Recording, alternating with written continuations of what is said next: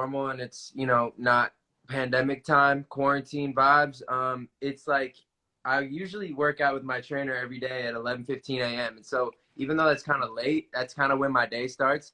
I wake up at like 10 a.m. I'll make breakfast, I'll eat it, and then I live like 3 minutes from the gym that I work out at. And then from there, it could be anything. It could be a studio session, vocal session, you know, like maybe I have a free day and I'm hanging with my friends. But yeah, I usually don't really start getting going until like 1 p.m. because that's when I get back and showered and everything. So everything happens after that. Dude, everybody's different. Like I'm not a night person. So I like wake up early. That's when my brain's like firing. I'm not somebody who sleeps in, but I'm like, but everybody's different. Creativity's different. Like some people are super creative at night. Yeah. And that's when their brain starts flowing. Like I've heard of like artists doing like sessions at 3 o'clock in the morning. I'm like, why? But that's when people just have that creative energy sometimes. No, like for instance, like myself, I like to go to the studio at 1 p.m. Like I said, get it out of the way, and that way, like at like 7 p.m. when I'm done, I can chill and I don't really have to worry about too much, because I feel like I got something accomplished. But like my boy Jack J, he likes to work at night. He's way more creative at night, and so he really fiends to make music at night. But we live in this apartment building, and he's gotten like so many complaints, so he's had to shift his schedule to like start creative earlier. Yeah, and I know it's kind of a struggle for some people like himself, and so yeah, it's just, it depends on who you are. I get it, but I'm more of a night guy, to be honest too, though. I end up staying up super late, like just on social media, just finding the most random stuff. But I do like to get in the habit. Like right now, I'm in the habit of waking up at like 8:30 a.m. And so then I'll go make breakfast, and I feel like I'm having like a productive morning, and it's kind of like quieter in the morning. So it's a vibe. I don't know. I kind of feel you on the morning. I read this like or saw an interview because I like love Eminem and like his process with like creativity and being in the studio, and it, like triggered you when you were talking about like having a scheduled time. So at first I heard that Eminem was like this studio rat that would never leave the studio, and then I heard like later in his career he shifted to like a 9 to 5. Like, dude, I go to the studio at the same time every day. If I'm not done with the record, it'll be there tomorrow, and just like allowing for it to and treat it that way and not let it get in the way. So it's interesting that you kind of like, hey, I'm here at 1 o'clock. This is when I work. If not, I'll be back at 1 o'clock to work on it, kind of thing. I like what you just said about Eminem, like in his theory on making music, like set a time where you can be in the studio and then leave when, like, not even when you're done, but at the time that you want to finish. So then you can always come back to something. And I feel like that's a good way to do it, because sometimes you be in the studio and you just force yourself to stay there for, you know, sometimes I've been there for 12 plus hours just trying to finish a song. And like, it might not even be good because I'm forcing it, you know? And I feel like maybe that's a good approach to take. Just set a time where you can be in the studio and then leave when the time's up. Yeah, exactly. I think like conceptually you just like can overthink it, and then you start making changes and you're like, man, I wish I would have had the version I had 2 hours ago, but now I've messed with it so much. I don't even know what that version looks like anymore, and I can't see straight, kind of thing. Yeah, 100%, man. I don't know. That's the coolest thing though about being an artist and like being someone who's in the entertainment industry, or even just being a creative person in general. It's like you make up your own rules, and it's like you see what works with you, and if it works, good, and if not, you just you figure something else out for yourself. But there's no rules. You just do it your own way. So you've been forced to be creative while quarantined, right? Everyone knows the music video My Love, the single comes out and you're like, have to make a music video. Yeah. You weren't into this whole like make it while shelter in place at first. Why were you anti it? I was kind of hesitant because I wanted to make sure that it was like 100% quality content, and I wasn't fully convinced that we could do that in quarantine, you know, like no director, no, like nothing to help physically. It's all digital. And so I was just kind of freaking out, just because I'm in my head a lot in general. But now seeing it, you know, 3 weeks after making it, I'm like, I'm very proud of it. And it's like totally not what I expected when I first heard like, hey, I think we should make a quarantine music video. What did you first see that you didn't like? What did you like? Be like cheesy, or it'd be like just low budget? I was like really looking forward for the last, you know, 8 months before this pandemic. I was really looking forward to making like a really like big statement piece as like my first music video. Yeah. Something super artistic and beautiful, and it just you know, like switching your perspective a little bit is sometimes hard, especially when I didn't realize like the severity of like the situation maybe like a month or 2 months ago. Um, Okay. like, oh, maybe we'll just go back to LA in like a month or something, or a couple weeks even. But that clearly didn't happen, and I'm like taking it very seriously now. You know, I don't want to be causing the spread of coronavirus and stuff like that. So I'm staying here, and that's when I realized like, okay, we got to do this. I want to make some sort of visual component to accompany this audio. So I'm glad that I did, honestly, and I love the video. I've watched it a few times since it's been out. I think that's so cool, dude. And I think it's so relatable because I feel like, so like you had this, you know, kind of like this solo single premiere you were looking for, right? You wanted to launch it the right way. I feel like on a regular everyday Joe person, it could be like a big sale they had or a big promotion they were gonna have, but everything got pressed pause. And you still have to figure out a way to keep moving forward. And it looks so weird. And it can also be disheartening. Like I was so excited for this point or this stage of my life, and now everyone feels like they're pressing pause on life. And so that happens Exactly. to people like you too, as well. Oh, that was for sure my situation. I felt like the whole, you know, everybody on my team, you know, the label, just everybody, anybody I worked with was so on board and ready to go. And then this thing hit. And so it was like, I didn't know, it was all up to me what I wanted to do. And they were kind of looking to me like, are we pivoting here? Like, what's the vibe? Like, do you want to wait? I was like, I can't wait anymore. I want to put music out. I want to start working, you know, especially in quarantine after the first like couple days. I was like, okay, this is very boring. I need something to do. So I'm very happy. I'm very excited to have stuff out and to have people, even though we're in this time and I know a lot of people are, I, I don't know, but I'm glad that I have something for my people to listen to, you know? You know what's interesting is like I don't know this, and I don't. Maybe you can tell me what your people were telling you.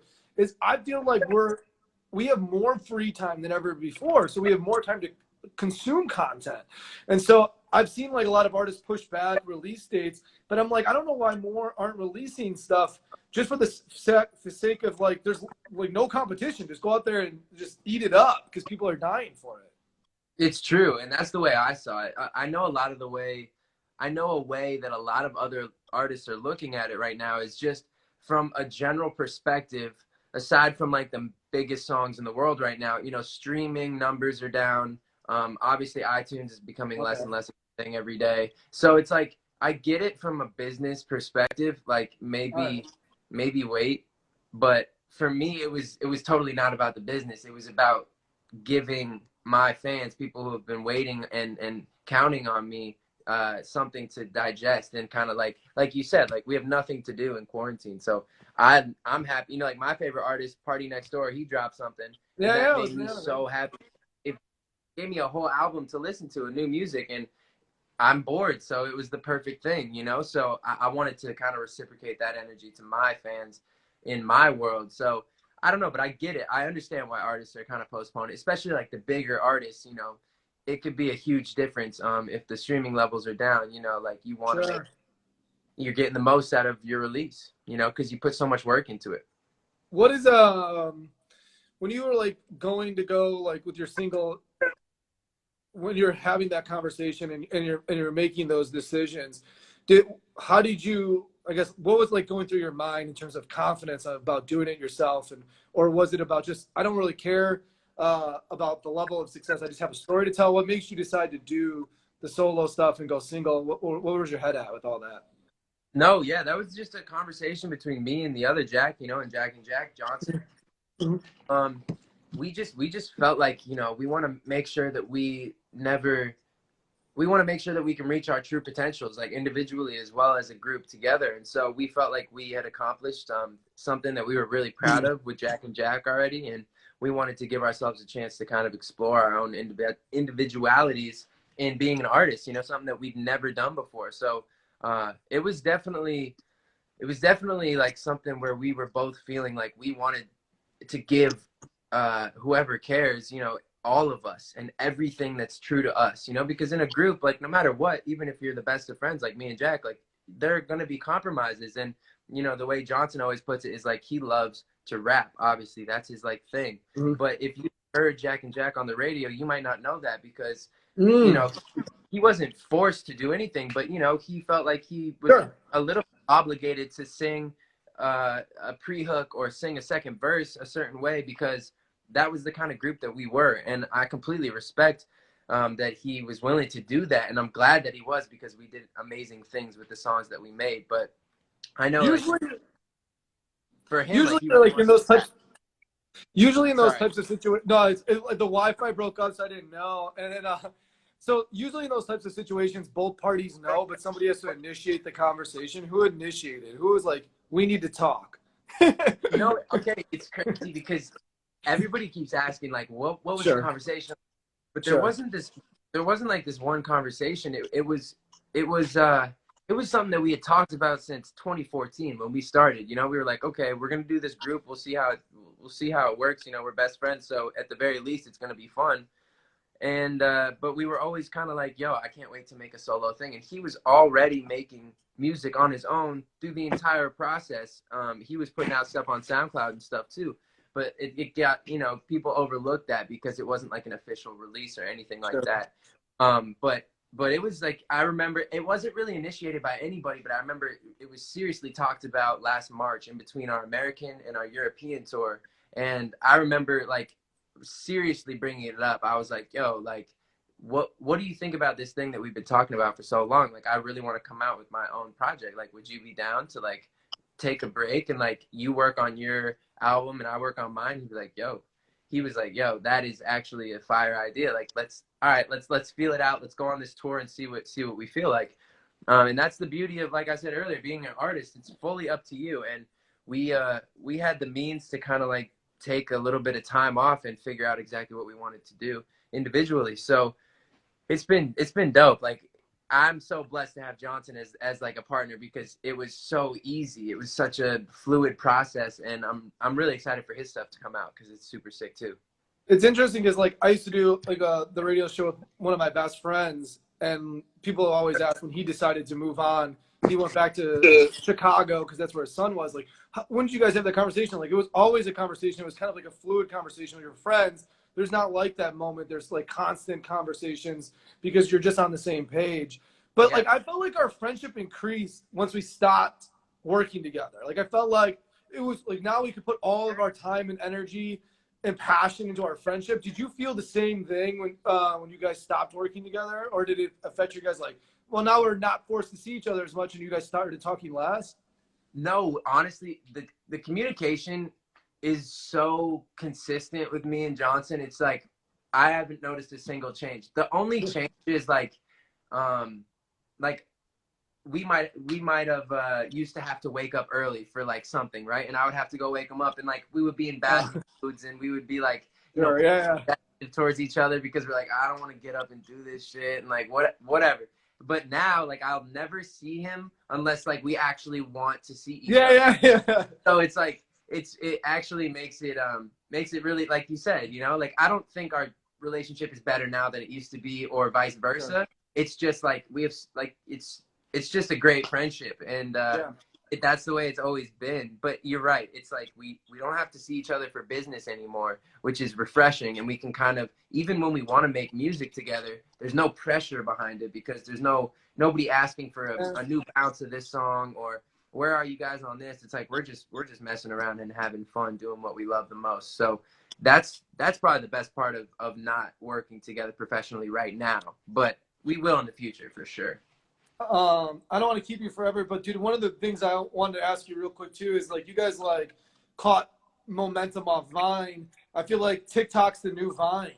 Do you Yeah, feel the same way music? Do you like feel the same way musically that this is where like artists are gonna make themselves? Like, what's your opinions on for TikTok? sure. I mean, dude, I think TikTok has already made multi-platinum artists. You know, they've already done it. Like it's an amazing app, in my opinion, and I think it gives people a huge platform to kind of jump off of, like we did with Vine. And it's something that I know me and Jack were talking about, going back to our native roots of, like, you know, posting some comedic comedy and a little Yeah, yeah. sketches, you know, like just stuff that we really enjoy watching ourselves. So that's definitely what we're going to get back to once I'm back in LA. Like, we were texting literally last night about it because I sent him this clip of me like doing some stupid shit, and he was like, "Oh, you got to post something like this." And I was like, "Nah, like I'll wait until we get back to LA so we can post something like this, you know, on the Jack and Jack account." But we love we love to make each other laugh, and that's really what it comes down to. So TikTok is the shit. I can't wait to really start posting on it more.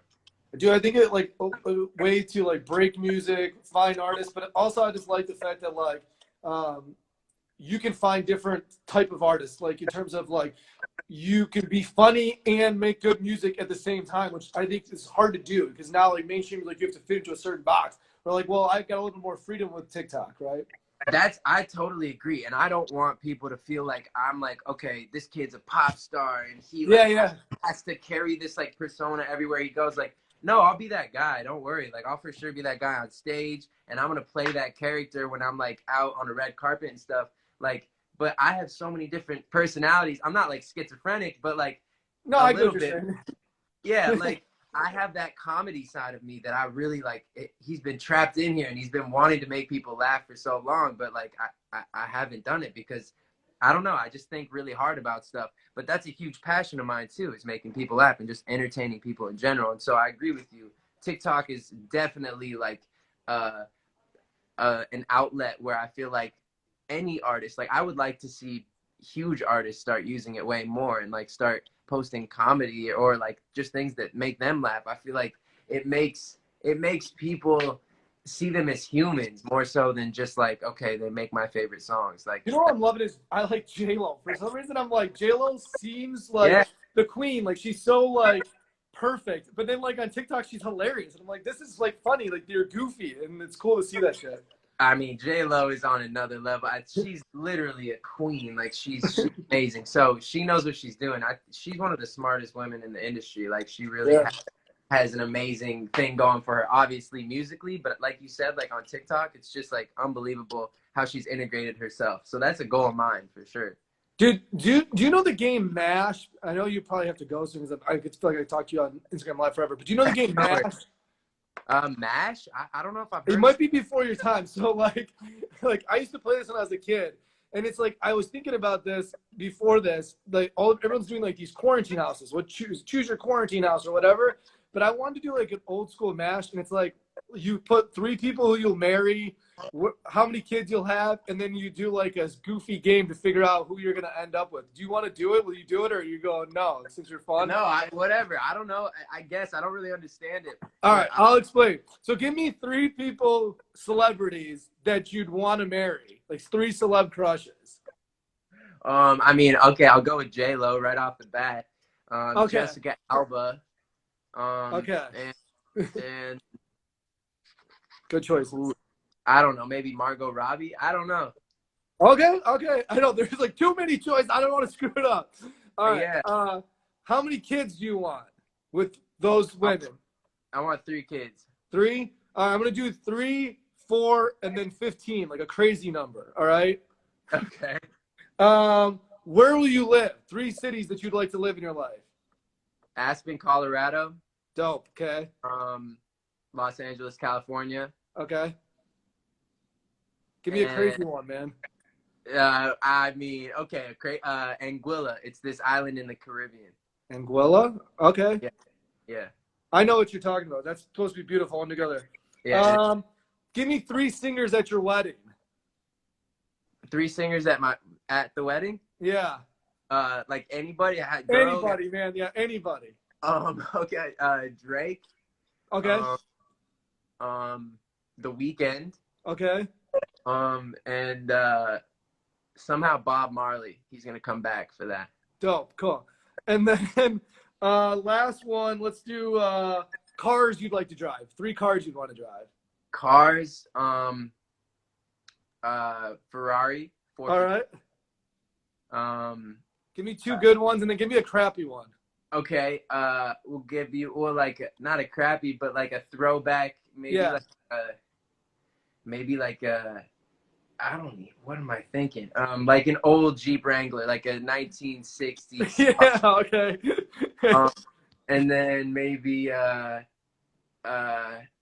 G-Wagon, Mercedes. G-Wagon. All right. So then, all right. I'm gonna write down like cross off like numbers, and then you tell me when to stop. All right. Okay. Ready? Go. Stop. All right. So 1, 2, 3, 4, 5, 6. So every time I count to 6, I'm going to cross something off our list. All right. So 1, 2, 3, 4, 5, 6. Aspen, Colorado, crossed off. You're not going to live in Aspen, Colorado, man. 1, 2, 3, 4, 5, 6. Ferrari gone, bro. Sorry. Dude. 1, 2, 3, 4, 5, 6. 3 kids off the list. 1, 2, 3, 4, 5, 6. Weekend, can't sing at the wedding. What? 1, 2, 3, 4, 5, 6. Margot Robbie off. 1, 2, 3, 4, 5, 6. Drake singing at your wedding. He is? Drake is, yeah.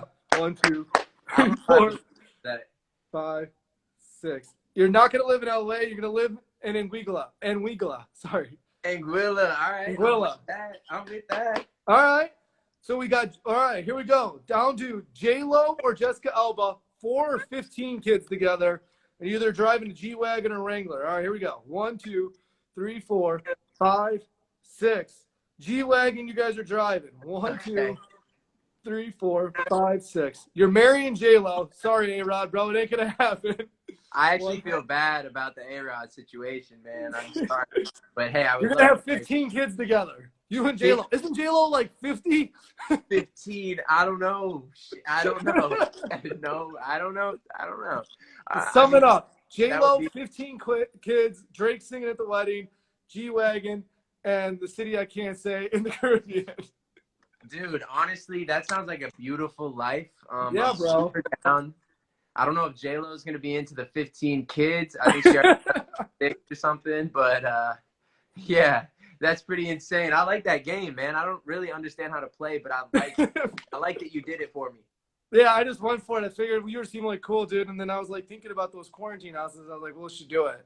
Honestly, that was really entertaining for me. So thank you for taking my mind off all this quarantine for a minute. Appreciate it, man. Thanks for taking your time out. I know last time you were in Dallas, we went to like Dave and Buster's with all of our artists, all of our fans and listeners and stuff like that. It was really cool of you. All of our interns went there.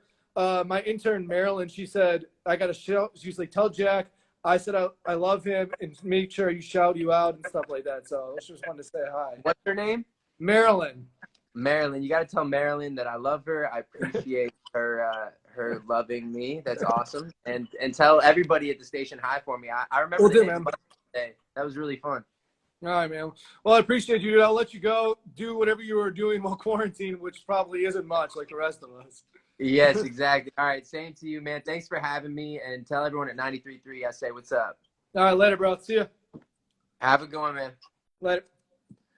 Thanks, guys. We're going to post this so you guys can check it out later. I'm kind of sad that he got to marry J-Lo. I'm jealous. Bye.